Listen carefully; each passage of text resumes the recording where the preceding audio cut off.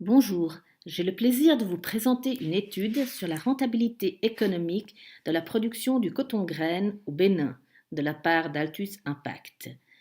Cette étude a été réalisée dans le cadre de l'initiative sur l'économie de la dégradation des terres pour la coopération allemande. Tout d'abord, pourquoi est-ce que le coton est tellement intéressant? Il s'agit d'une culture très importante pour l'économie du Bénin. Elle représente en effet 60% du tissu industriel national et elle assure un revenu pour près de la moitié de la population béninoise. Ceci est dû en partie au soutien gouvernemental pour la production de coton conventionnel. Mais il y a des coûts qui sont liés à un tel soutien. D'une part, pour le trésor public et les contribuables, mais aussi à cause de coûts que les économistes appellent coûts d'opportunité, c'est-à-dire que l'argent public aurait pu être dépensé et utilisé pour des activités économiques plus productives pour le pays. Cette présentation va montrer qu'il y a aussi des coûts pour les agriculteurs en termes de dommages pour leur santé. Enfin, il y a un coût pour l'environnement dans son ensemble. Par exemple, l'extension des terres agricoles qui conduit à la déforestation et à la marginalisation des pasteurs dans certaines régions. Pour avoir une vision globale et rigoureuse de cette économie de la production du coton, il est important de prendre en compte ces coûts qui sont cachés dans un bilan économique traditionnel. À cette fin, une enquête a été menée dans la commune de Banikoara, dans le nord du Bénin. Banikoara est connue comme la capitale de l'or blanc, car plus d'un tiers de la production nationale de coton se réalise à Banikoara. Nous avons mené une enquête auprès de 190 producteurs de coton conventionnel et de 90 producteurs de coton biologique en 2016, en les questionnant sur la campagne agricole 2015-2016. Suivante, nous vous présentons brièvement les résultats clés de notre étude. En premier lieu, on peut constater que les producteurs biologiques ont en moyenne un rendement plus faible que celui des producteurs conventionnels. Mais comme le prix du coton grain pour le coton biologique est plus élevé que le prix du coton conventionnel, les recettes réalisées par hectare par les exploitants biologiques et les exploitants conventionnels sont plus ou moins identiques. Par contre, si on considère les coûts monétaires par hectare et qu'on compare les producteurs de coton biologique avec ceux des producteurs conventionnels, on voit que leurs dépenses sont significativement plus faibles. Ceci parce que les producteurs biologiques peuvent se servir de la nature pour couvrir une partie de leurs coûts de base, par exemple les feuilles de neem pour lutter contre les insectes nuisibles. Les producteurs biologiques utilisent davantage de fumure de leurs propres animaux en tant que fertilisant au lieu de recourir à des engrais chimiques NPK. Les producteurs conventionnels dépensent 50% de leur budget pour des pesticides, qu'ils viennent du marché noir ou du marché formel, tandis que le montant dépensé par hectare par les producteurs biologiques ne représente même pas 50% de ces coûts de pesticides. Nous avons constaté que pendant la campagne 2015-2016, les producteurs conventionnels bénéficiaient de subventions pour les intrants. Si on prend en compte le coût pour le trésor public d'une telle subvention, le coût pour la production d'un hectare de coton conventionnel est encore plus élevé. À cause de ces coûts élevés, le bénéfice net, ou bien le revenu par hectare, est plus élevé pour les producteurs de coton biologique. Il faut aussi considérer les coûts pour la société à cause des subventions des intrants agricoles. Et si on considère cela, on remarque que le bénéfice net sociétal lié à la production de coton conventionnel est encore plus faible. Enfin, comme nous l'avions déjà dit tout à l'heure, la production de coton conventionnel engendre aussi des dommages à l'environnement et pour la santé des agriculteurs.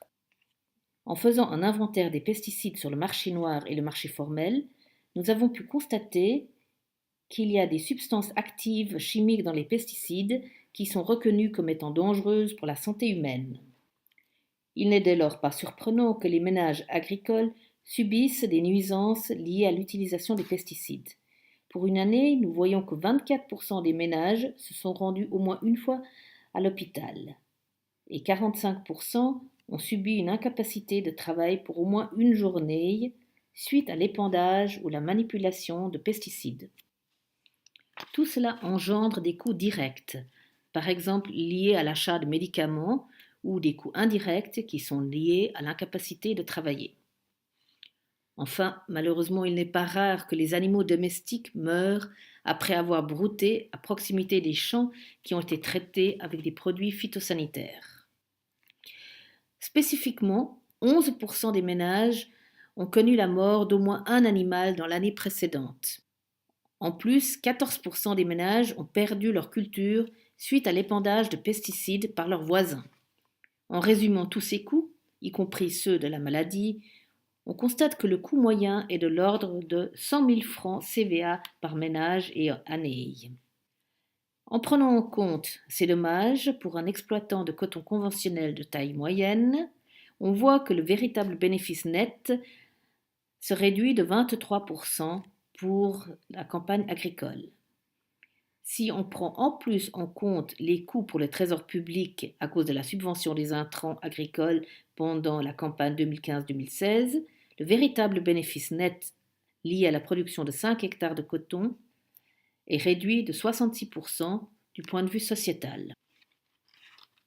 Les résultats nous aident à comprendre pourquoi certains producteurs préfèrent faire de l'agriculture biologique. Notamment parmi les agriculteurs biologiques, on voit que 30% pensent que les coûts des intrants pour la production de coton conventionnel sont trop élevés.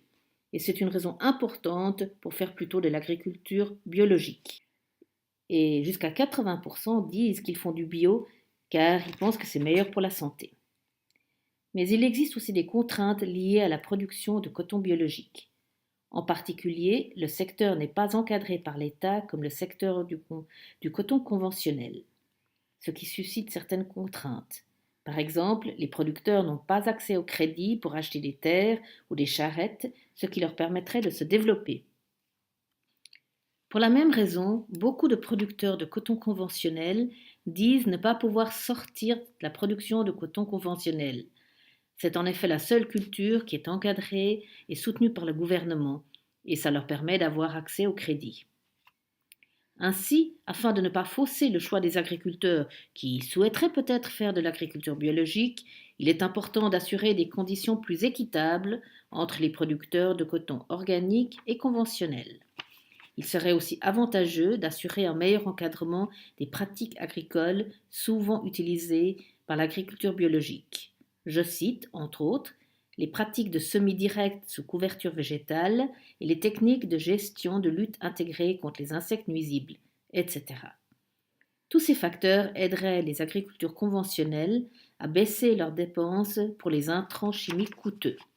Ces techniques contribueraient aussi à augmenter la matière organique et l'humidité dans les sols et aideraient ainsi l'agriculteur à améliorer leur résilience face aux aléas climatiques, pour ne citer que la sécheresse ou les inondations.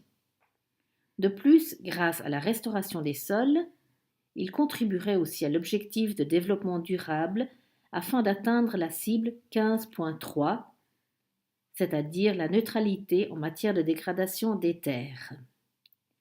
Enfin, l'agriculture biologique est un moyen pour gérer les conflits actuels entre l'agriculture et le pastoralisme, car ces deux activités sont très complémentaires.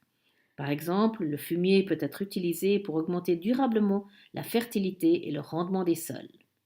Il existe aussi d'autres synergies importantes, mais malheureusement nous n'avons pas le temps de tout détailler ici. Heureusement qu'il existe de bonnes initiatives en ce moment. En particulier, le gouvernement actuel a commencé à baisser les subventions aux intrants, comme par exemple aux produits phytosanitaires, ce qui crée moins de distorsions de concurrence entre l'agriculture biologique et l'agriculture conventionnelle et décourage le recours excessif aux pesticides.